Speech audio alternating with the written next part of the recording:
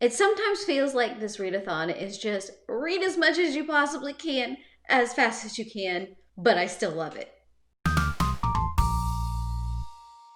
Hi guys, it's April, and this is my Get Graphic With It wrap-up. Just this past week was Get Graphic With It. I think the week went really well. I ended up reading 12 different reads, which ended up totaling about 228 pages. This means I was reading about 1 or 2, sometimes 3 reads a day. So my average pages per day was about 290 pages. I was reading about at a speed of 175 pages an hour, meaning I read for at least 13 hours for the week of Get Graphic With It. Now I did end up completing all of the different challenges. I'm not gonna list all of the challenges here. I have the information down in the description box if you're interested in what those challenges were.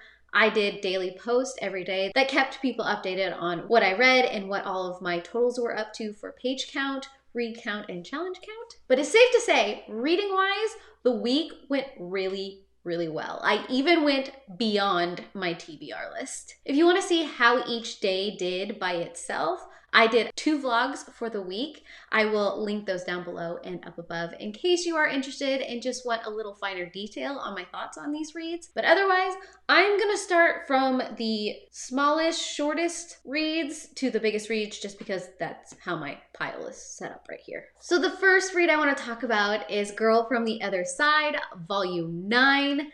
This is by Nagabe. I have a full review over this book. I have been binging through the series as it has been coming out because it is this very dark fairy tale-esque type story. It's the story about the outsiders and the insiders, and there's this little girl, Shiva, who has been taken in by an outsider. There's this cursed plague going around and people are trying to figure out why insiders are turning into outsiders. It's a whole thing. I absolutely love it. It hits some very interesting points now that we are in the middle of this world situation that can get a little bit like personal because yes, kind of feeling some of those things. But this latest volume, oh my gosh, I hit those last couple of pages and I was just gone.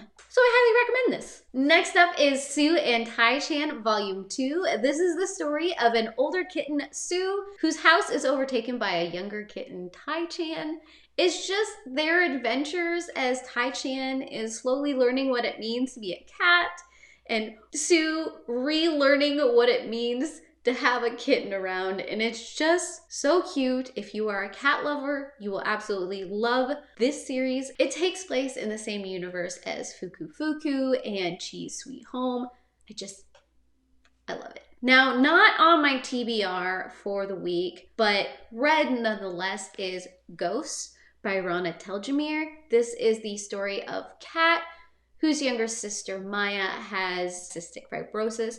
They have moved to a new city that really takes in the Mexican culture, so you start to get a lot of the Day of the Dead references. And it's the story of Kat coming to terms with Maya's illness.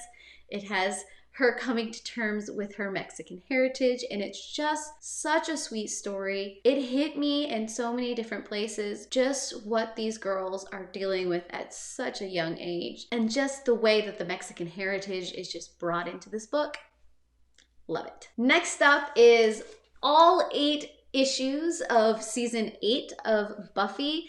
This continues on in the Buffy story arc from the end of the televised season 7, and it starts to take a look at what could possibly be going on when all of these slayers are activated. Here you have a new big bad named Twilight, you have magic going awry, and you have evil starting to spring up everywhere. And it's just the Scooby Gang dealing with all that, the new Slayers dealing with all that, and what can happen politically when you've got that much power going on. Overall, there were some issues I definitely liked more than others. It was very cool to go back and see these characters again and have some of those nostalgic feels. There was a lot of rehashing that happened here, especially since we were bringing all of these old characters back, which I wasn't too thrilled about. but I am glad that I did finally get the chance to read these, and I am fairly interested in season 9. We'll see if I can get my hands on them. And then last but not least, another book that was not on my TBR, but I threw it in there because I wanted to do both the longest and the shortest read on my TBR and get some extra credit points. And that ended up being Alice in Sunderland by Bryan Talbot. This was not what I expected it to be. This is the interpretation of the actual history of the making of Alice in Wonderland and Through the Looking Glass. It takes a deep, weird, whimsical, random look at history and how all of Alice ended up coming together. It has a very British dry humor involved in it. There is all kinds of just stuff. There's a lot of stuff that goes on in this book. There's a lot of information in this book, and there's just a lot of rabbit trails that just happen out of the blue. I didn't hate it. It took a while to get through. I loved getting the information. It was just sometimes kind of hard to interpret the information, if that makes sense. So those were all of the reads that I did for this round of Get Graphic With It. I would love to hear how your week went. If you participated, tell me down below what your favorite read was, or if one of these reads interests you, or if you read it before. I'd love to start a conversation with you about it. And of course, if you want to see more content like this, subscribe down below, and I heart your beautiful faces. Bye.